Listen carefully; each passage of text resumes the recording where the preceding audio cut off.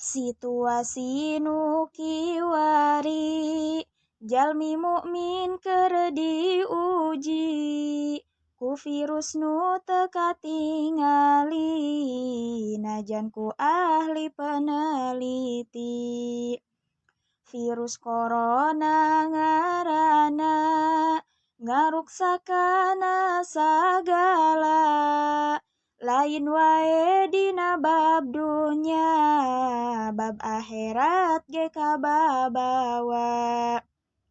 Jalma anu lemah iman pasti pada kasienan teu warani sasalaman sabab sieun katepaan.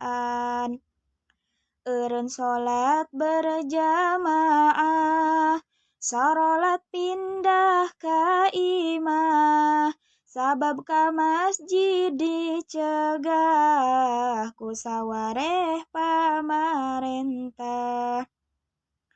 Pangajian dieureunkeun nu sakola diliburkeun jumaahan ge dieuweuhkeun meni asa karareueung. Eleh keneh ku urang Cina waktu kadatangan corona lalumpatan ka masjidna padahal lain umat Islamna.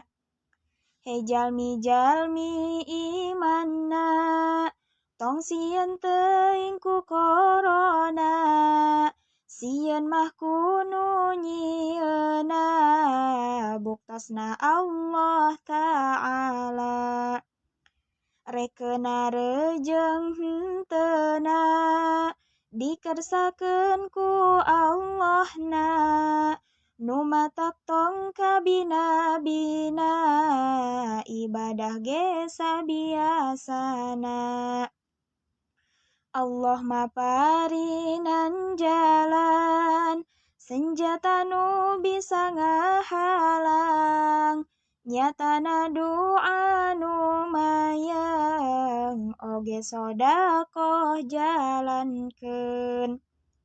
Masjid-masjid pek makmurkeun jalmi mukmin sing sauyunan zikir kanu Maha Rahman corona sing dieuweuhkeun.